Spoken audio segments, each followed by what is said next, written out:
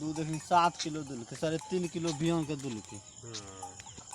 सांझ की दुलके भैया ने 3.5 ये जे अक्कल गेलौं ए डेनिया के चलते चले गेलौं हां डेनिए बचो दी लो करे हिने बुढ़वा तो यही रास्ता पर मिले छै ओकरा हिने बुढ़वा हाँ। हिने छोड़वा हिने भैसिया सब पर बहिन चोदनिया लो करे छै आ ई गुरु बहिनी के परेशान करे छै एकरो तो घासे करते दूर घास तो करता है दर्द लेकिन हिनको कह छो कि अब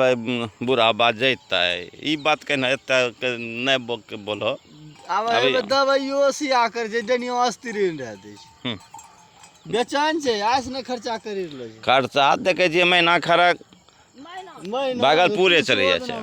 दिन रहे छै बढ़िया आ फेर वहे बकाली से नहीं उठे पारे छै नहीं बैठे पारे छै के हालत हम काल खूब बोललो छी केकरा